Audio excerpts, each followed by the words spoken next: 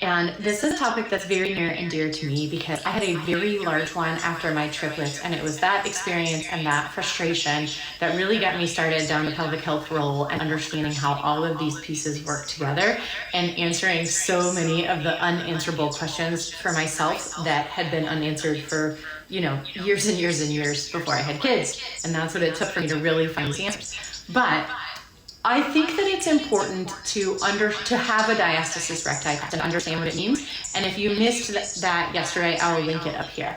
But it isn't the be all and end all, because the diastasis recti test happens while you're laying on the floor, checking your abs and lifting your head up off the floor. And so it really only tells us what you're doing while you're laying on the floor, picking your head up. And that's not very functional. We don't spend our lives doing that. And so what really matters is what happens when you pick up your kid. So what really matters is what happens when you pick your kid up, what happens when you run, what happens when you put a cup on a shelf overhead, what happens when you open or close a sliding glass door. That was a hard one for me for a long time because you can't very easily do a diastasis test in any of those positions. Not only are you not laying on the floor, but it's hard to get the same feedback from your abs about what they're doing. But what you can tell is whether your abs are pushing outward or whether your abs are drawing inward. Because you can have a diastasis test that is quote unquote negative, but still have a belly pooch. And the reason that your belly pooch is out is because that is how you are generating pressure. You are unintentionally pushing out into your belly when you load it in a variety of positions. And so that is the thing that you want to check for in a variety of positions. Are you pushing out into it? And if you are, that's the sign that we should modify. So when you find that you're pushing out into your belly, regardless of what your diastasis recti test tells you, that pushing out is contributing to the shape of your belly.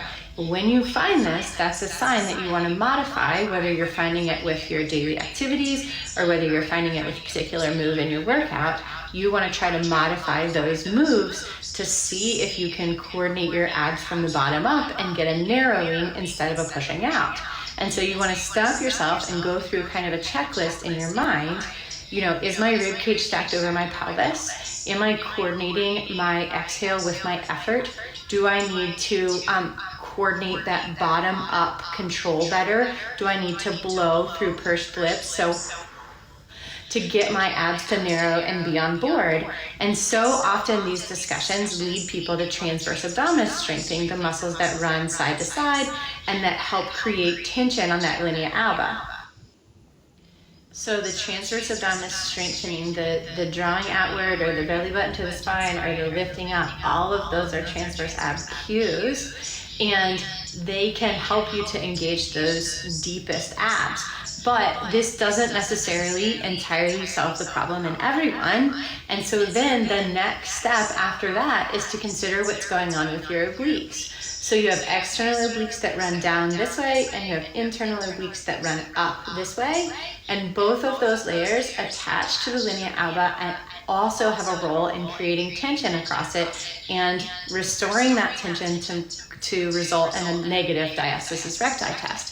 And so the oblique's job is rotation. And so even though so many women are taught not to rotate with a diastasis recti, that can be the missing puzzle piece to really get over that hump and change the shape of your belly.